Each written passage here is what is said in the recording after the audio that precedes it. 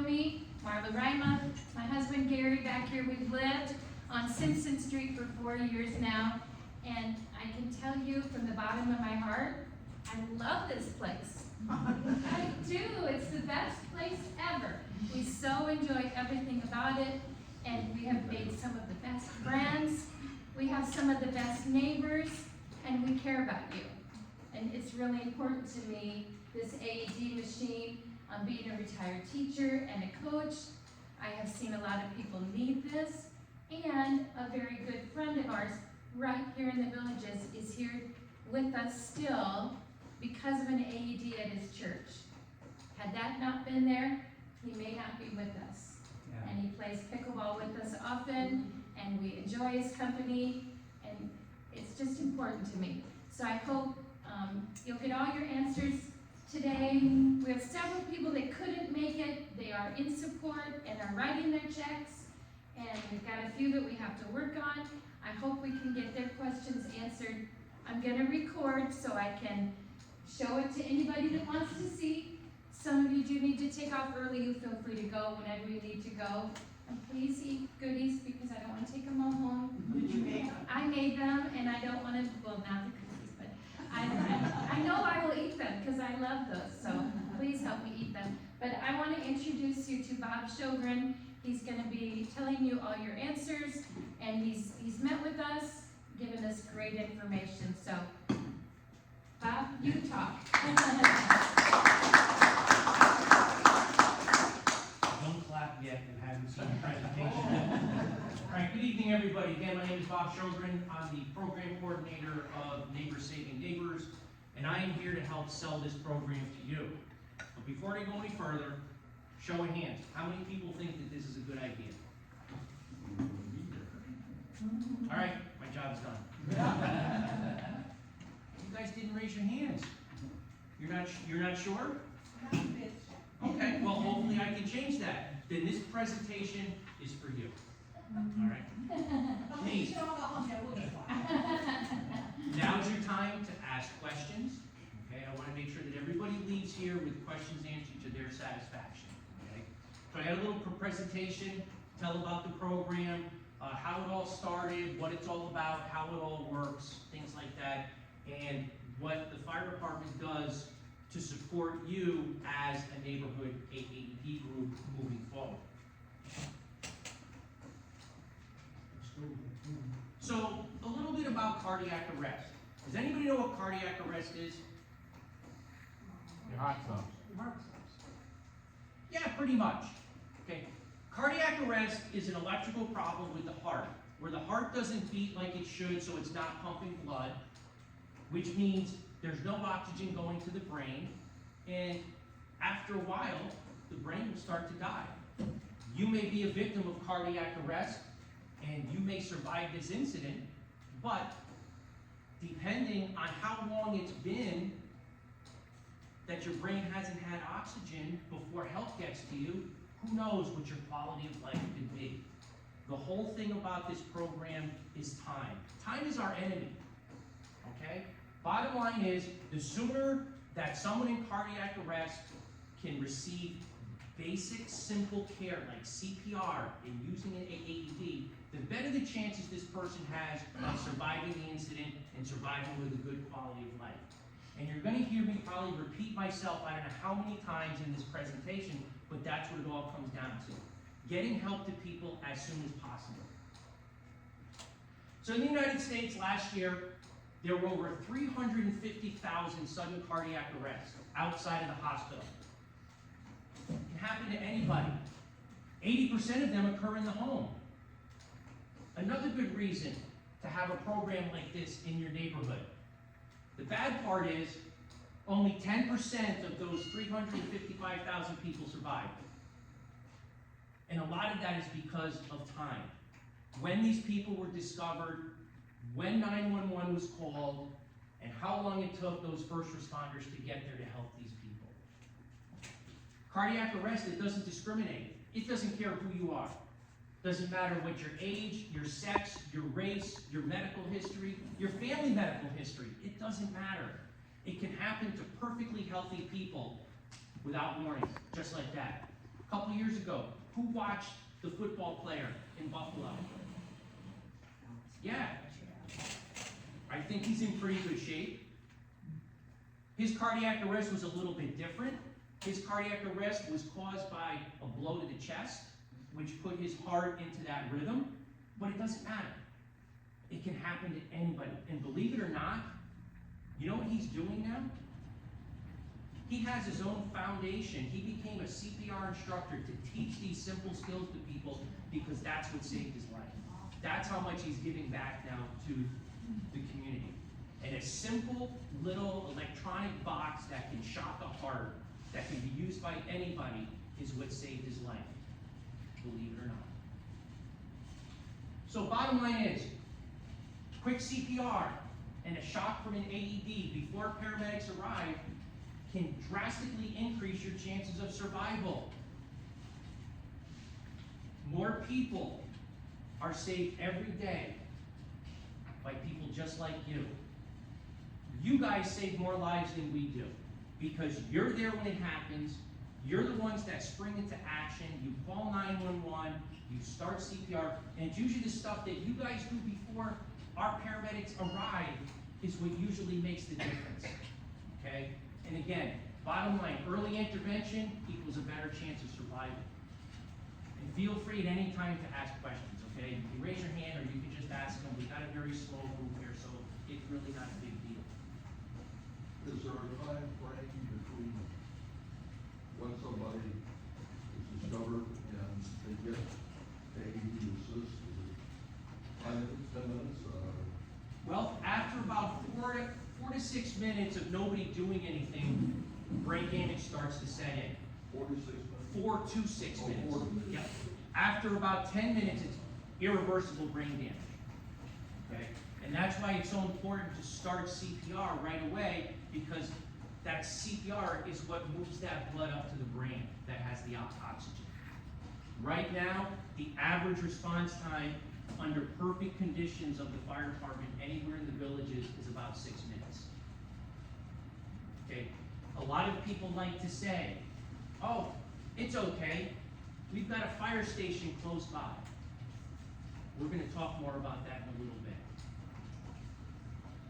So, like I said, the program is called Neighbors Saving Neighbors. I think it's a great name for the program, okay? And it's a program where people like you, average citizens, can come to the aid of someone who experiences sudden cardiac arrest, provide simple, basic, life-saving skills that can be learned in minutes to give people a better chance of surviving to save a life. Okay? And again, providing CPR and using an AED, hopefully, before arrival of paramedics. That's what this is all about. Again, I said I'm going to keep repeating myself a lot, but it's what it all comes down to. This is a real life insurance policy. Okay?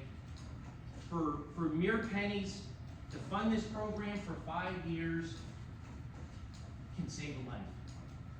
Could be yours. Could be a loved one, who knows? Okay? Most insurance policies don't pay out unless someone dies. This one pays when you to survive. Okay? People spend more money going out to dinner and having drinks for one evening than probably what it's going to cost you to fund this program for 5 years. A lot of people say, I don't want to get sued. I don't want to hurt anybody. You don't have to worry. Anybody, and this goes for you right now. Let's take away the AED program right now. Okay? If somebody needed help and you wanted to render help to them, you would be covered under the Florida Good Samaritan law. The law was created to protect people just like you, the layperson, from liability. And it doesn't matter if you have training or not. I like to make the joke, if you stayed at a Holiday Inn Express last night, okay, who remembers those commercials, all right? Or let's just say you find somebody like, oh my God, that's just like on that show that I watched last night. I'm going to do what they did. You would be covered. Now, In today's society, can someone still try to sue you? Absolutely. But every state has a Good Samaritan law, and I do frequent checking to see, and I have yet to find anywhere in the country where someone's been successfully sued under the Good Samaritan law. When I first moved down here to Florida, I quickly learned that the motto of the state of Florida should be the Sue Happy State. Because it almost seems like they encourage it. You turn on the TV in the morning, you turn on the news, and in the course of an hour, you see 3 or 4 commercials for 3 or 4 different attorneys. You know, have you been wrong? Have you been injured? Look, Dan got me $1 million. Okay. Don't worry, you're covered. Okay, you're protected. Okay, I don't want to hurt somebody. You can't.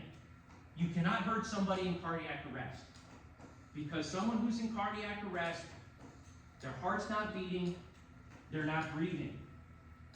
So technically, what are they? They're dead. You can't hurt somebody more than that. Just remember that, okay? Now, these guys, I don't know if they'd be covered under the Good Samaritan law, okay? Because I think there's a little bit of negligence there, but I just thought it was a little bit of nice humor. Yeah. We got his plan wrong anyhow. Yeah. All right, so let's talk about the history of Neighbors Save Saving Neighbors. It officially started back in 2009, and believe it or not, it was the idea of a villager. His name is Lou Simon. Lou lives up in Glenview, across from the Savannah Center. And when Lou moved into the villages, these are his words, not mine, so don't shoot the messenger. We're a bunch of old people. Our chances of having a cardiac arrest are a lot greater than in most places. And let's face it, with our demographics, that's probably true. We're a retirement community. We're not like a normal municipality. So Lou and his neighbors got together. They raised some money. They purchased some AEDs. They got themselves trained. And then they approached the fire department because they had one problem. They had no way to be alerted should there be a cardiac arrest. So they went to the fire chief, they told him what they've done so far, they told him what their obstacle was, and through the fire department, they were able to lease, remember those little pocket pagers? So they got these little pocket pagers that were tied into the 911 center, so when there was a cardiac arrest in Lou's neighborhood, their little beepers went off with an address and they were able to respond. Well, to date, they have had, as far as I know, 3 cardiac arrests. 2 of them were saves, okay? The whole purpose of this story is that 3rd one was a few years ago, and it just happened to be one of the 2 people that they originally saved. The week prior to the cardiac arrest, she had celebrated her 105th birthday, and they gave her 15 extra years of life. All because of this little machine right here. Currently, we have about 290 individual, independent neighborhood groups, over almost 975 AEDs, and this is the best part. Over 6,000 trained neighborhood responders in the program. It's as far as we know, it is the largest program of its kind in the country, and we must be doing something right in how we're setting these up and running it, because not only am I receiving phone calls from communities just outside the villages, but in other counties in Florida and other states, thanks to snowbirds, believe it or not.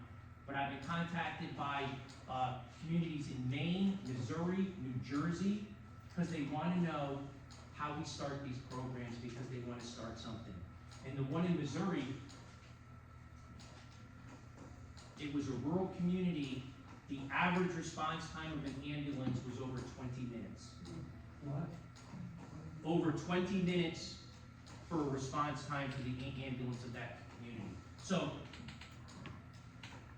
I don't know what they've done so far with it, but at least we're being contacted, they want to know more. Anybody have any questions?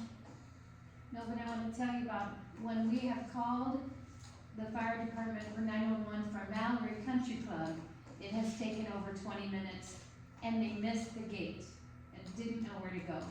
And the rec director, the guy up at the front desk, has called from Lake Myona, and it has taken 20 minutes to get to Lake Myona, and they went to the wrong place. They had to call twice to say where to go to. Interesting. So I think 20 minutes is kind of a norm. Well, you know, I don't want a Monday morning quarterback because I don't know Right. the whole story behind it all, but I will tell you this, firsthand knowledge, because I've had to do it myself.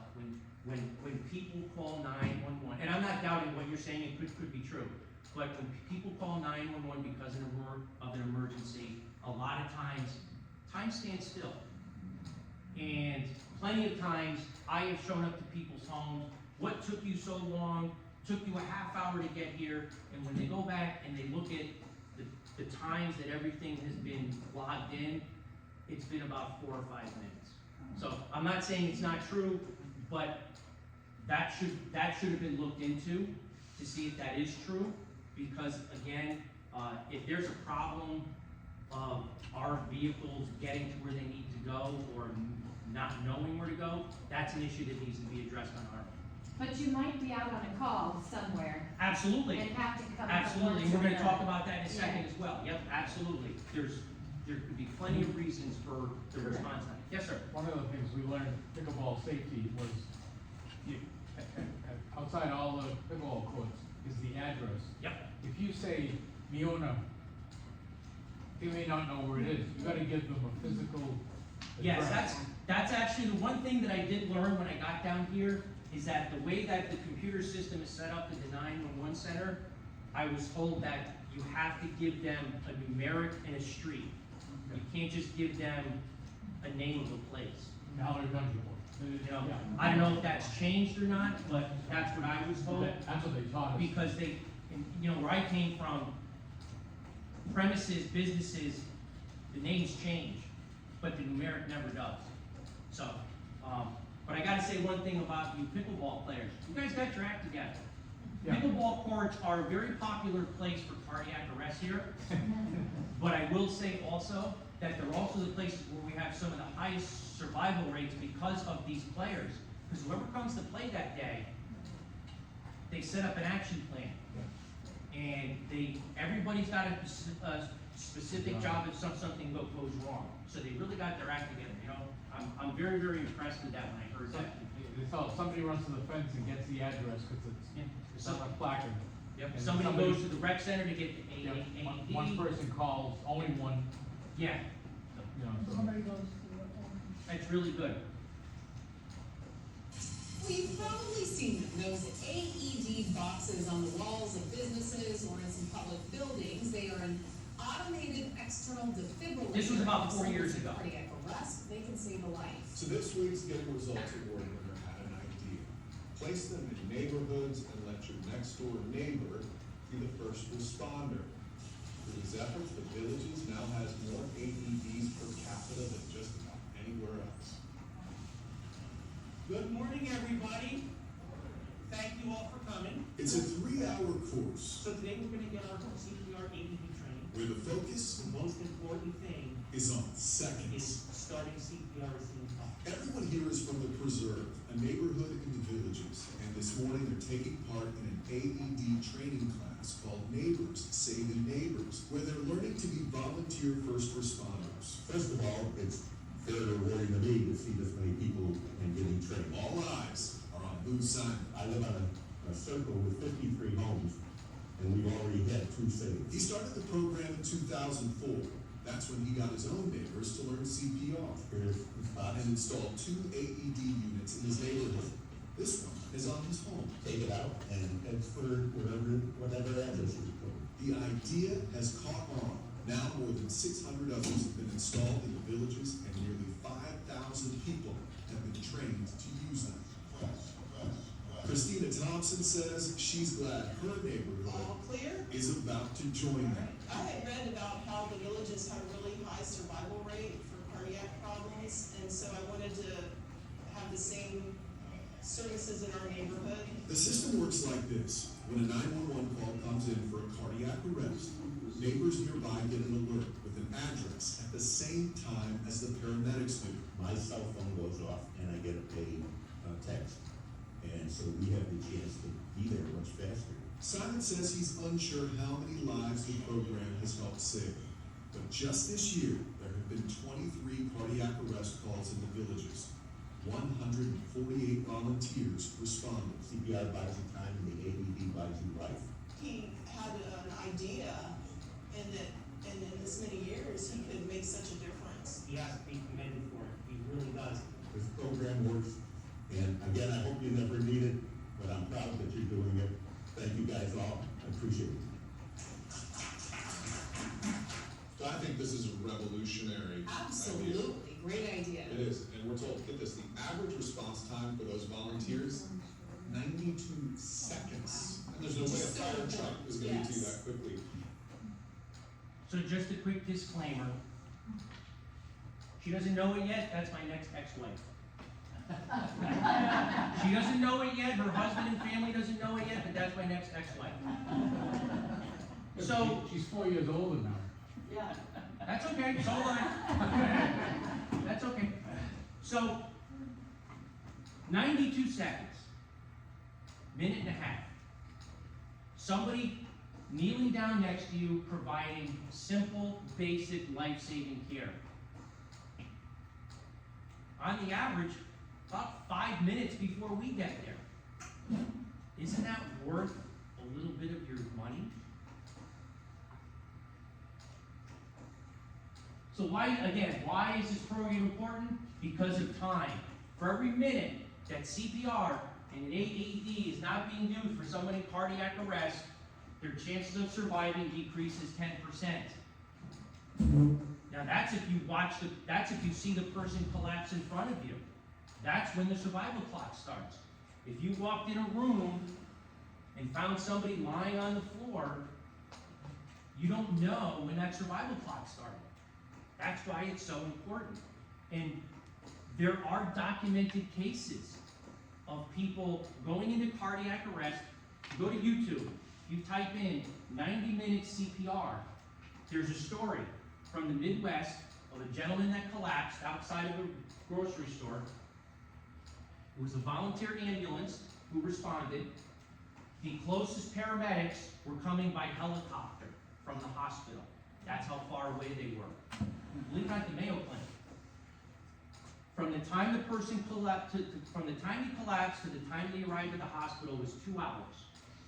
This gentleman received constant CPR. They brought him into the grocery store and they lined everybody up that was in the grocery store, and everybody took turns doing CPR to help out. He was shocked 12 times with an AED, was given multiple doses of cardiac drugs, and he survived the incident, believe it or not, with no brain damage because of the quick actions of the people when they watched him collapse. Again, this stuff works.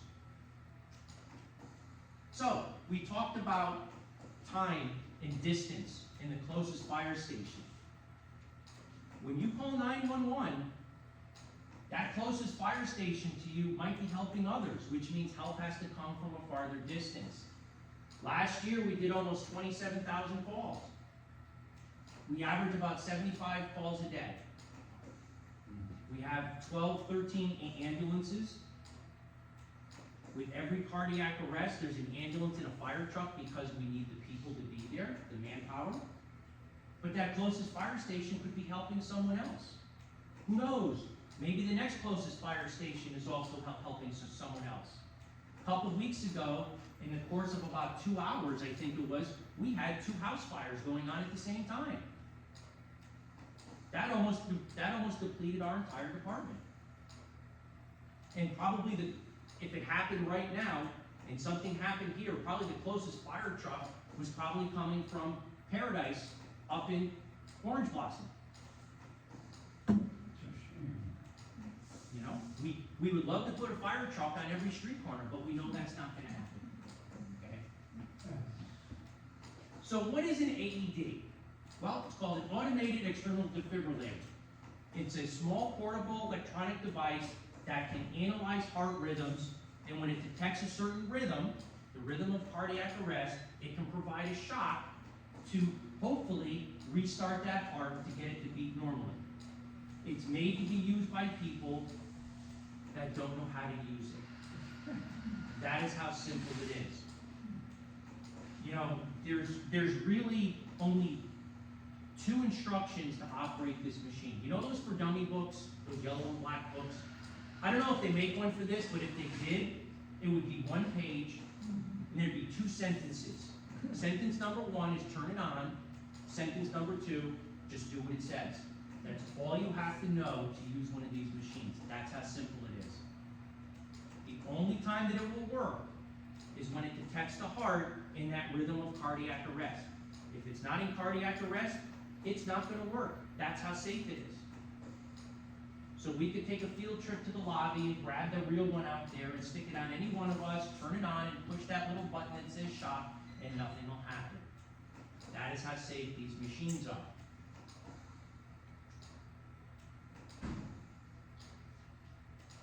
I'm going to say when you get your AED because I'm so positive about this. When you get your AED, it's going to be positioned out in the neighborhood like this.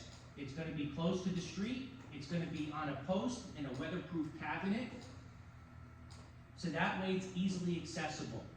We got away from what they were doing in Lou's neighborhood by mounting these cabinets on the sides of homes because as years go on, and if people don't upkeep their landscape, bushes start to overgrow, it hides them, you can't see where they are, and also at night in the dark, we don't want to have to see people traipsing across people's lawns because that's how you can get hurt. And that just defeats the purpose because now there's more people that need help. So now we're putting them on posts or on walls if you're in a villa. Any questions? Where is it going to be located on Simpson? I think that's to be determined by the committee right now, but what we recommended is somewhere basically close to smack in the middle. So that way it's equal distance from everybody. Okay? Part of what my job is to try to do this as inexpensive as possible, but to provide the best possible coverage.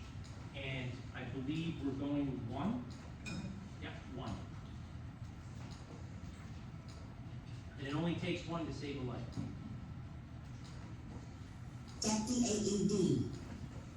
Open the victim's airway by tilting their head back and lifting their chin.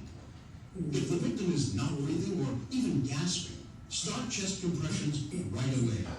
When the AED arrives, allow your second rescuer to prepare the AED while you continue compressions, and follow the instructions from the AED when it's ready. Unit okay. Stay calm. Check responsiveness. Call for help. Attach default pads to patient's bare chest. Remember to remove the victim's clothes to expose his or her bare chest before attaching the electrode pads. Tear open the electrode pack and unfold the electrode pads. Once the pads are applied, the AED will automatically analyze the victim's heart rhythm. You should not touch the victim at this point. Shock advised.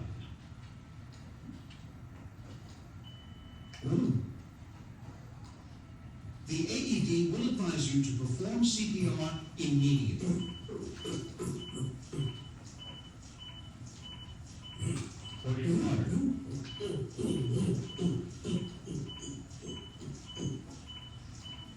Good compression.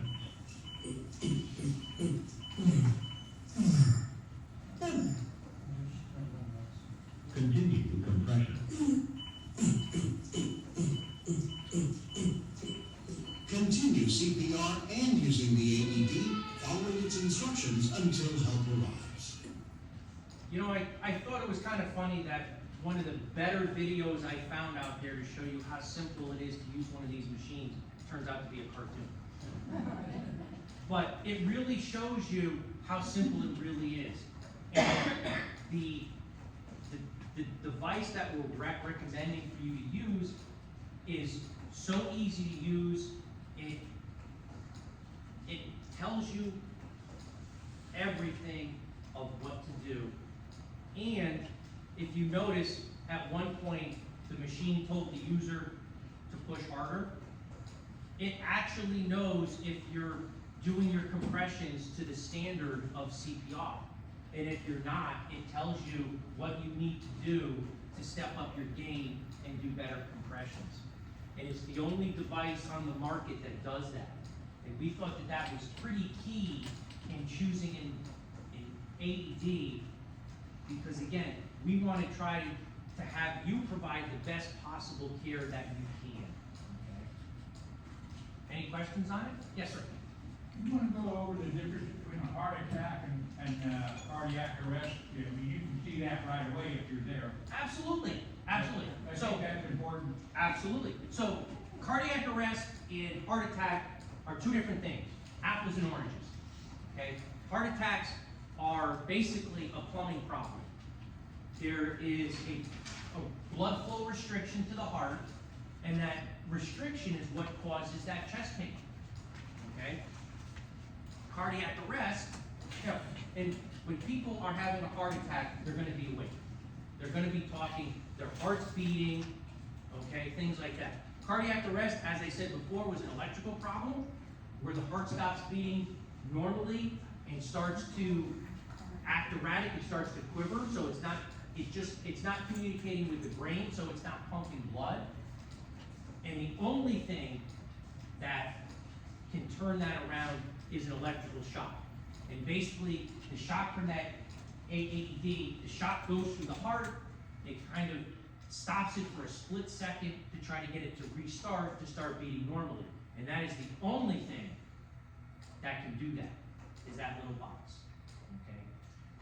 Heart attacks can escalate to cardiac arrest. And like we said before, with cardiac arrest, the person's not awake, they're not breathing. So they're technically dead. Any other questions? And you had mentioned that if somebody's having a heart attack and they're down and you did have the AED machine you got there, it wouldn't let you do anything to them. No. Because it's gonna talk to you and let you know, don't. Correct, because when it checks to see what the heart's doing, unless it's escalated, it's gonna see that there's not that quivering going on. I like to say, when we hook the AED up to the person, it's gonna take you down one of two paths. The quivering path and the anything other than quivering path. It could be beating normally, it could be AFib, it could be, we've all watched the shows on TV, that flat line, okay, it could be that, could be anything. Any other heart rhythm but that quiver is over on this side, and that would be no shock advised. No matter how hard you try, it will not deliver a shock. The other thing, maybe you're gonna get to this, but there's two different AED machines, and we were looking at getting a little bit more expensive one because the one only works on adults and doesn't work on younger people, and there is one that you can use for both kids and because now, in this day and age, there's young people that are going into cardiac arrest. Well, Could be a, here's the thing, and I wasn't going to, but since you brought it up, we were gonna talk about it. So, we recommended to your committee two different AEDs, same brand, okay, Zoll, and they both provide that feedback in doing your compression. So if you're not doing it hard enough or fast enough, it tells you what you need to do. Or even if you stop doing compressions while you should be doing it, it tells you you need to start doing compressions again, fellas.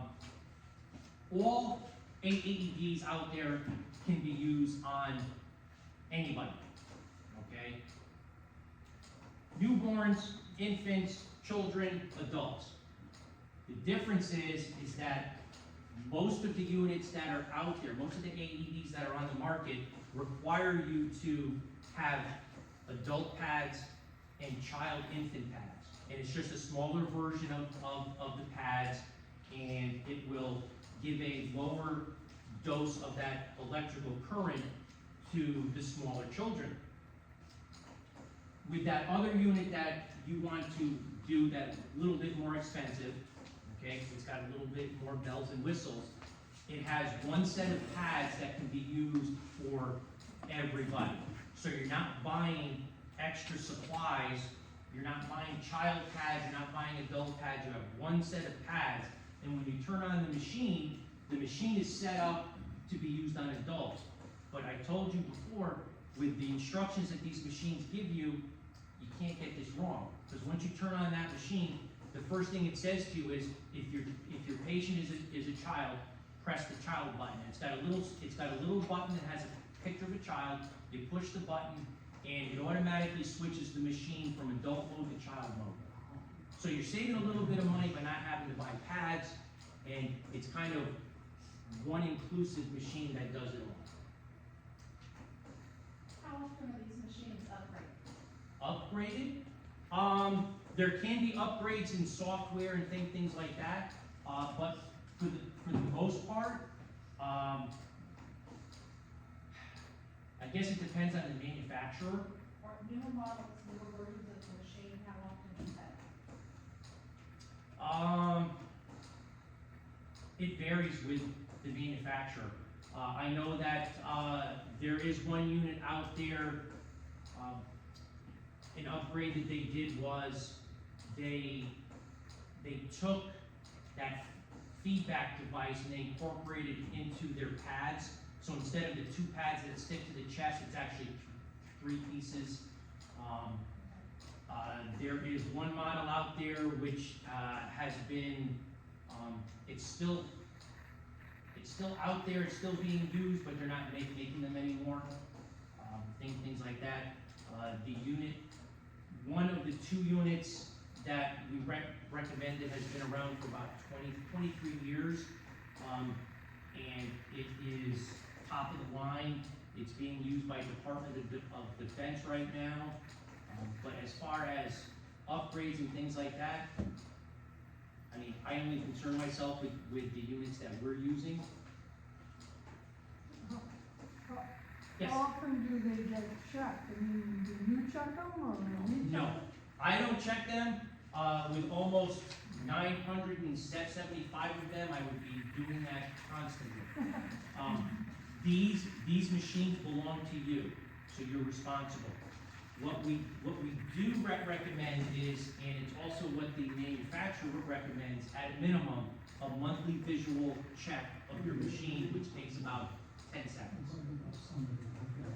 And, you know, we're going to show the responders what they need to do one of these inspections, and it's gonna be up to the committee to decide, do we wanna just have one person check it all the time, or do we want to, you know, give it to individual responders every month, things like that. Yes? How long do they last? Do they last? They have to be replaced, and if you have an event and you have to use it, does it then have to be replaced? No. So if you have an event, the only thing that has to be replaced are the pads. The AED industry recommends replacing every 10 years. However, we have seen AEDs last as long as 16 years before they've reached what the industry calls their end of life, where it needs to go in for service because something's wrong and they just can't fix it. So anywhere from right now, 10 to 16 years. Yes, ma'am. Question. Is there a limit as to how many people in a neighborhood can be on one unit? We don't go by number of people. The way that we are you talking about deciding the number of units in the neighborhood? No, I'm thinking, I was reflecting on and I'm just going to share my thoughts because this is the venue, right? Why couldn't we include the whole section down to the dead end instead of just our street? Because all those people are gonna be passing that, display, and they're gonna say, well, why would I get on that too? So I'm gonna let your committee answer that one. So I thought I'd ask the question to you, is there a limit as to how many people Oh, no. can be assigned to a What's great about this program is it can be as small or as large as you want it to be. We have, like here, we have groups as small as a single street, going up as large as an entire village of over 1,200 homes, where, in which case there's 25, 30 AEDs and probably close to 100 trained responders. And you told us, 900 feet, is that right? 850. 850 from machine out. So I want it to be 850 feet away. So it's from The our, tr- the the travel cul-de-sac, distance. the cul-de-sac there, all the way down to the other cul-de-sac, it's that whole street, 43 homes. I'm thinking about going down to Toward the the next other, block. toward Bishopville, or next Well, Go block. down, all the way down Bishopville, and through all those houses, because there's really not that many. Now, people. there's other groups down there. They have, yeah, they do have some. Isn't Atlanta Loop. Ellington run down that way, Oh, I don't know. I think? Troy Loop, Yes, you have, see, but the thing is that you have to draw the line somewhere. And you have to have a committee big enough if you want to expand like that. Plus, you also have to have people that are willing to use the machine. There's no sense in having a machine in the middle of your neighborhood if no one is willing to use it. Okay? You have to draw the line somewhere. But what's good is that those neighborhoods that are below you, when they see you have a machine, they're gonna be like, oh, how do we get one of those? And I can work with them, and then what you can do is kind of take your resources and combine them. So if there ever is a cardiac arrest, there's more people available, there's more AEDs, things like that. Does that answer your question? I just wanna make sure. Well, my question comes from a place of from speaking to other people in the neighborhood, they are not willing to pay the $150. So I'm thinking if we expanded it into more neighborhoods and more streets, it might cut down the cost a little bit. Well, but you'd have to get more AEDs then. It would- Yes. Yeah, if we went another block down, you'd have to get a $5,000 raise for that. Bigger area means more AEDs, which means more of a contribution. Yes, ma'am. How many houses do you need to participate in order for it to be implemented? well, there's 43 on our block, Well, yeah. and I have probably 20 homes that have been expressed positive interest that yes, they're for it. I don't know. I think we need more, We need more. but we could adjust, like he said, there's different machines. We could adjust our machines, there's 2 response programs, we could adjust that. We could save money if we wanted to. And here's the thing also, if you raise the money and you get to a point where it's, you know what, we can't make our goal, but we do have the money to buy this machine instead. I would much rather have you purchase a machine that, this is gonna sound wrong, one that we don't recommend, because they're all great, and they all work the same, and they all do the same job. But if if we're telling you, okay, we'd like you to buy X brand, but it turns out that you can't meet that goal, and you have to purchase Y brand because it's a little bit less expensive, I would much rather have you do that than have to return everybody's money. Most definitely. I would much rather have you have a different device than not have anything at all. And Robert, the way we thought we could save the most money is the 2 different responder ways. We think getting the better AED is the right way to go. And the 1 responder fee is $54 a year per house responder. And then there's that free one that contacts any responders in the area. Right. Most definitely, yep. I totally agree with you 100%. We could save money that way. Yeah, that's where we thought we would see how much we raised and then see which responder and that way we have to go. Solid plan, definitely. Any other questions? How many have responded? Well, we think we have 6 or 7 responders right now. But then you gotta pay, it's $54 a year per house of a responder, because they would contact us directly. If we don't go that route, there's a Sumter County one that any responders in the area would get notified, And like if we were out of town and we're responders, it wouldn't contact us, but it would just contact responders who were in the area to come and make the call. So that could be a savings of $500 to $600. Solid plan. Any other questions? How many neighbors or friends of, how many have you had already? As far as that want to pay, that That one on. we think that want to be responders.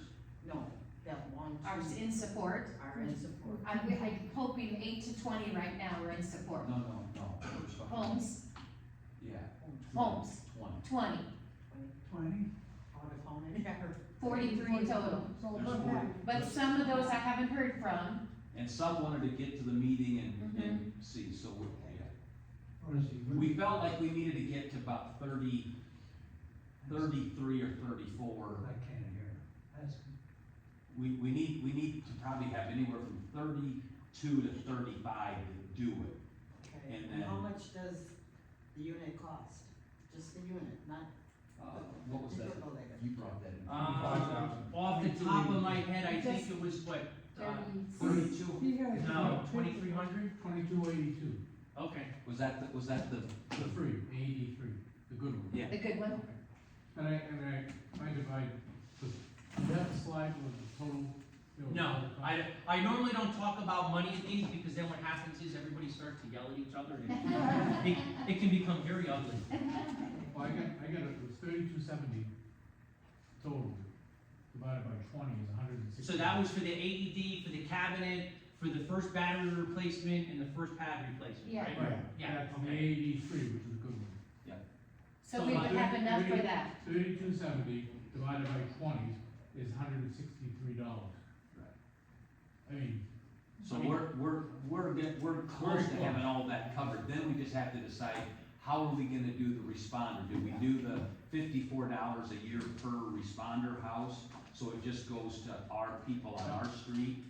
I mean, if I'm a responder, $54 is Well, chump change. yeah. I mean, I'd pay it myself. Yeah, we said the same thing. Yeah. That's why, but we really need, we'd like to have 30 of the 43 homes step up and do it. Then we have that money sitting there if we have to buy pads, if we have to. And we don't wanna come back, in a year or two and say, oh, we need more money. And that's one of the reasons why, when I sat down with the committee, I gave them a 5-year budget plan. Because we don't wanna see the committee have to come back a year or two, knock on your, well, we need $50 from everybody, because we gotta buy supplies. So that was one of the reasons. Yes, ma'am? There's, and I realize that next door, trust me, that's an adventure for me some days. But this says that Sumter County is currently supporting their AED program financially.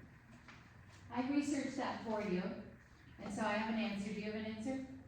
I researched it, and they are supporting, the Pulse Point program, which is the second responder program. If they support your group with an AED machine, a defibrillator, you cannot lock it, and it has to be not on private property. Then they will provide you with an AED. But nowhere, does anybody leave it unlocked? There are some groups that do leave them unlocked. You can't leave it. It'll get stolen. It is still. So that's that program, yeah. Well, there's no place in our neighborhood that isn't on private property. Right. Well, no, You have to be in the middle of one of the two cul-de-sacs. And they're on either The end. villages own that, Yeah. and they won't, Yeah, they will. oh, they won't? You can't put them in the cul-de-sacs with the permission of property management. Property management will also install the post and everything else for you. But is that- You still have to provide the supplies, but they will install the cabinet in those cul-de-sacs, in those center things. But here's my concern about that. If you're on one end of the, Yeah. if you're on this end and the machine is down here. It's too okay, far. And that's why I recommended in the middle of the All the block. way down here and get it, and then go all the way back up there. It's Your too far. response time is roughly 6 to 8 minutes, 6. 6 minutes? We wanted it somewhere in the middle. In the middle. Not at one end or the other. It should be somewhere in the middle. We'd have to find the homeowner that says, we're good with having it right here, and that's, And one machine is sufficient for the length of our street. Yes. For the numbers. Oh, yeah.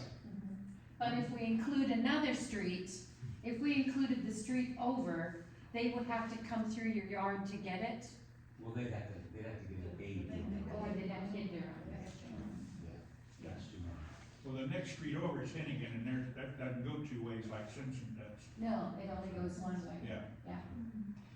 But I feel like they'd be too far to get it. But we've gotta find that good property to put it right in the middle, somebody that's agreeable to that. We're pretty close, yeah. Yeah. And Carrie and I are happy to put it on our property for you, But but we do it, it's a but we're not. distance from the cul-de-sac. Well, the other thing is it needs to be like a lamp post too, so it's clearly open and not hidden anyplace. Well, that's why we also want them out towards the street, so that way they are visible. And yes, it would be great if we could mount them to the light poles, but unfortunately we can't. But you can put one underneath a light pole, if it works that way. Because it's a lot safer, it's lit up, and everybody can see it. Any other questions? Yes, ma'am. How many actual volunteers are gonna be needed? You can have as, Be responding. you can have as many as you want. We will train as many people as you want. If every single resident on your street wants to become a responder, we'll get them trained.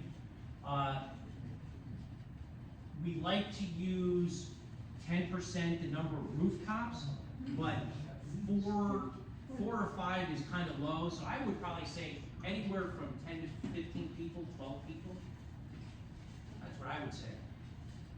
And I think the thing is too, just so people understand, being a responder doesn't mean you have to be the person applying. You might be the one standing at the street directing traffic. You might be the one letting the ambulance know where to go. You might be the one holding up if somebody's trying to drive down the street and it's out in the yard. The responder doesn't necessarily have to be the one doing the compression, or maybe you're the one who went and got the AED and got it to the person, and then that next responder would be the one that would apply it. Just have to remember one thing though in that case.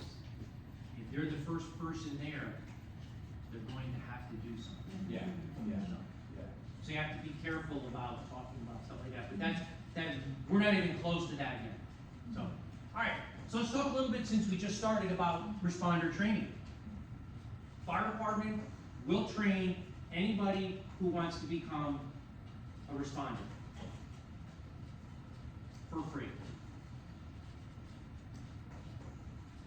Right now, and it might be changing, but right now we are teaching an American Heart Association class called Family and Friends CPR. It's compressions only. You don't have to worry about giving breaths to people. Show of hands, who wants to lock lips with somebody? All right. You scare me, sir. Probably selective on these. It's not clear. Yes, but are they? I'll let the news lady. Yeah. She's mine. She's mine. Okay. So we will train you. As a matter of fact, I did 2 classes today for new people joining the neighborhood groups. You will learn adult, child, and infant CPR. You will learn how to treat someone who's choking. It's about a 3-hour class total. Okay. You'll also get a little orientation about being a responder, because we just don't help you start this, give you the training, and then set you off on your own to do whatever you want. You gotta have a little bit of what's the word I'm looking for here? Refresher? Structure, yes, okay. Last year alone, we trained over 300 people, which is pretty good. Do you do refresher courses? Well, okay, so the class that we're offering, we don't certify you, we just train you. The reason being is certification classes require fees, okay? You need to pay that fee to get that little card from whoever, you know, American Heart or Red Cross or whatever, and we don't have the budget to do that. But that's fine. The class that we're teaching is all that you need to save a life. Since it's not a certification class, you're not required to do refresher training, but we highly recommend it. We provide you with options. Refresher training is at the cost of the individual, or should the group have the money in their funds to pay for them, we do give you options of different classes that you can take that range anywhere from $25 a person all the way down to free. Okay? We just can't provide you with that because with over 6,000 people, I would be spending every single day of the year training you guys. What else you got to do? Respond. If I'm not certified, am I still covered under Yes. the Florida Yes. Good Samaritan? Yes. Even if you never took a class before, you're still covered under that Good Samaritan law.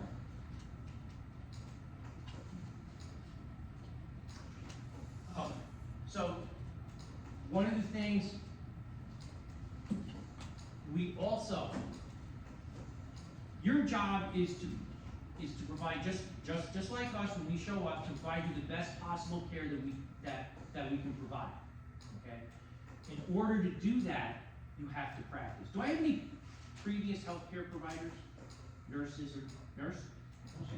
Have you done CPR before? Oh. Okay, all right.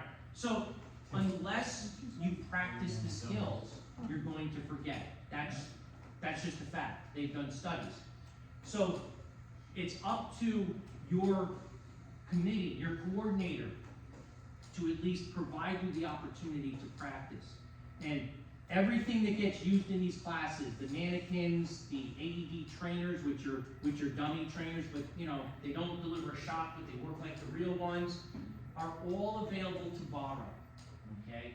And it can be something as simple as, you know, Marla sends out a message to the responders, hey, we're gonna meet in my house on Thursday night, you know, bring your wine because afterwards we're gonna have a sit down and we're gonna have a wine tasting, and you can practice doing compressions or whatever, or you can do something as sophisticated as, through that alerting service, setting up a drill where the responders' phones go off with an address like it's a real cardiac arrest, and you don't know it's not real until you get there. To actually give you that feel of a real alert. And the more that you practice, the more proficient you're going to become. Now, like I said, you want to provide the best possible care to this person. Who could be that person though? You. Exactly. So if it was you, don't you want the people coming to be the best that they can? Because you expect that from us, right? When we show up at your house, you expect us to be at the top of our game and give you top-notch care. Well, even though you're not getting paid to do this, well, you should be providing the same thing to your neighbors. So this next video is from one of the training classes. So, assessing the situation, are they breathing? No, Rose, they're not breathing. And they have no arms or legs. That's not part of it. Where are they? You know what? If we come across somebody with no arms or legs, do we bother resuscitating? I mean, what kind of quality of life do we have? I would want to live with no legs. How about no arms? No arms or legs is basically how you exist right now, Kevin. You don't do anything. Troy, let's get back to it, because you're losing them. Okay, too fast. Everyone, we need to pump at a pace of 100 beats per minute. Okay, that's hard to keep track. How many is that per hour? I will divide and then counter it. Okay, well, a good trick is to come to the tune of Staying Alive by the Bee Gees. Do you know that song? Yes, I do. I love that song. First I was afraid, I was petrified.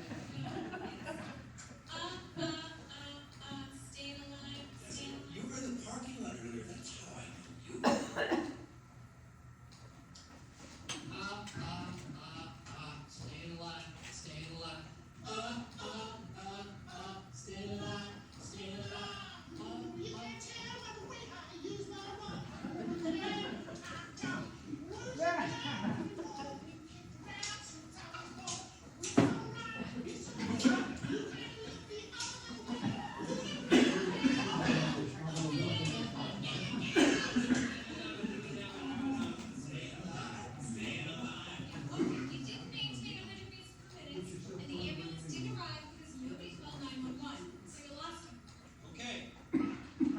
classes aren't that much fun, but at least we do laugh. Anybody have any questions? We're almost done. Yes, sir. How much is any? Or will you provide one? Oh, we provide. You do? Oh, yeah. Oh, yeah. Some of them can cost up to thousands of dollars. Believe it or not, they actually now make mannequins that deliver babies.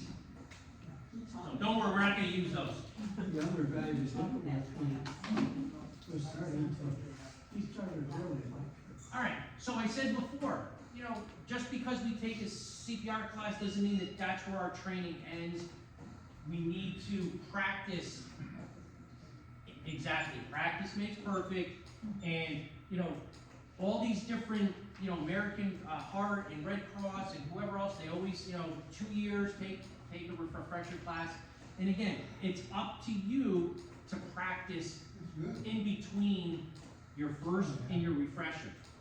These are just some pictures of some of the groups that have been taking advantage of borrowing our equipment. All it takes is a phone call or an email, okay?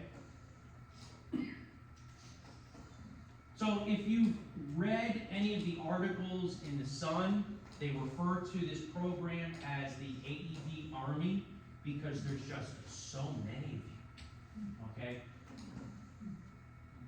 A lot of neighborhoods, groups, they kind of do what I guess they start calling them launching parties. And they make a big deal about putting the AED in the cabinet and closing it because it kind of, it's just something where we finally accomplished this, we're done, we're an active group now. And I really want to know what this guy's drinking because he's got such a smile on his face. So, but these are some pictures of some of the responders around their cabinets, just happy that they're done with the whole process, okay? And I will say this, I've been doing this program, running it for about 4 years now, and I have yet to work with a committee that has not completed the process. So don't be the first. Please. Anybody have any questions? What do you have, a keypad on the AED box? How do you get into it? We leave that up to the committee, whether they want to use a combination lock or a key lock, things like that. And, yes, ma'am? Do these things get stolen if they're on personal property? I'm sorry, do they what? Do they get stolen if they're on personal property? Is there a history of that? Well, since I've taken over the program, there's only been one AED that's been stolen, and that was a group that was taking advantage of the county's thing, of leaving it unlocked. There have been a couple prior to me taking over the program, but from what I've been told, there were no visible signs of tampering. There were no broken locks on the ground or anything like that. And we kind of have our thoughts as to what happened. I mean, the groups claim it was locked, it was locked, it was locked.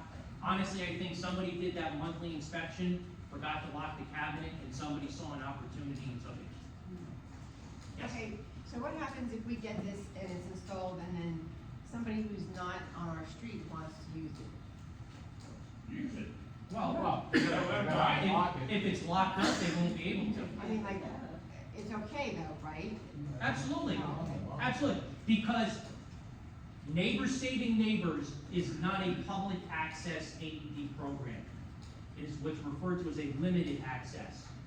So, for those groups that lock them up, the only ones that have access to it are those responders in that specific neighborhood group. So, if you decide to lock yours up, the only people that are gonna have access to it are the responders in your neighborhood. Yes? You going to go over how the responders get notified that sequence? No.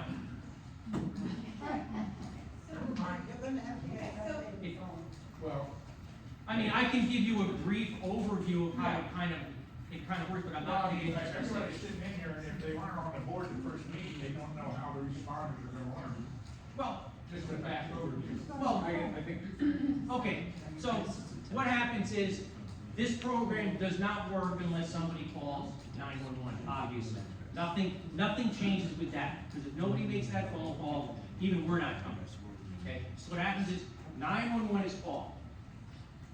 The 911 operator will ask a series of questions, and how that caller answers those questions, if the call meets the criteria of a cardiac arrest, or there's a couple other calls types in there, that address is sent to the alerting service, who then sends the message out to the cell phones of those responders. That's basically how it works. So to confirm, going back to the question, the two previous questions are there. Someone on our street has heart attack or cardiac arrest. Goes to 911, he goes out to the responders, like people in this group. Suppose someone 2 streets over has that same, it only goes to our street? Depending on which service you use, yes. One service is just your streets, the other one is based upon a GPS geofence, and that's all I'm gonna say about that. That makes it, okay. And if it's somebody who's not on your street, well, the only thing that they'll be able to provide is high quality CPR. If you lock up your cabinet. Say somebody not on our street, for example, calls 911, do we get that same message? In your geofence area? You could, yes. And it would be up to your responders if you wanted to go. Responders at that point? Yes. Okay. I mean, I'm listed, I could be driving down Stillwater and be right adjacent to your street, and my phone would go off. Now, I carry my own AED with me, so I wouldn't have to worry about yours, but if I didn't have it with me, I would just have to go to the house and start CPR. Okay, thank you. Any other questions? Going once, going twice. Don't forget to take the brownies home, please. Marla doesn't want to have to bring them home. Nobody's touched them. Well, they did. Well, take them on your way out. If we have to, I'm sure we can find some plates for you in the kitchen. Very good. I'm gonna have to take one with me then. Well, I just want to say thank you for letting me come talk to you guys. If you want, you can take a picture of my contact information. If you have any questions afterwards, I'll be glad to answer them for you, or get in touch with Marla and she can get in touch with me. Yes, ma'am. I just had a thought. Is there a time limit on the duration that you're using it? I mean, does it go for an hour? Does it go for 3 minutes? Does it go? Is there a time frame of consideration? Or once the machine is on. Right. Oh, and you're doing your thing. Oh, okay. So it's with these machines, they're not rechargeable batteries or anything like that. The batteries are good for 5 years. Obviously, the more you use the machine, the more it runs down the battery. But from what I've been told, a brand new battery can do like 400 shots. So if you get alerted, I don't think if you had used the AED, it probably wouldn't be on for more than 10 minutes. Okay. Does that answer your question? I guess I was worried about the battery running out or No, not being able to do it. no, it won't run out. And that's also why it's so important to do those monthly checks also. Because when it gets towards that 5-year mark, you need to be paying more attention. And when you see that, okay, you know, the 5-year mark is, I don't know, let's just say August of this year. Well, in July, you should really start to get the replacement battery, so that way, when it is time to change the machine, you have the battery. But the good thing is that when the machine gets to the point where it says we need to replace the battery, and it sends out that beep and everything else, it gives you 30 days or 9 shocks to get a new battery. So it's not like the machine just dies. So that's why it's also important to do that monthly test, because I honestly, I actually had people contact my office because they need to get a battery, we need to get it now. The battery's dead. Okay, is the battery dead, or is it saying to replace the battery? No, the battery's dead, it won't turn on, which means it's gone for more than 30 days, which means they're not doing their monthly checks. Yes? Is that how much your batteries? So with one of the devices that we're suggesting, it's run by 10 Duracell lithium-ion batteries. Those 10 batteries cost about $50. We've been having some issues with those batteries in the Florida heat. With that other device that you guys want to buy,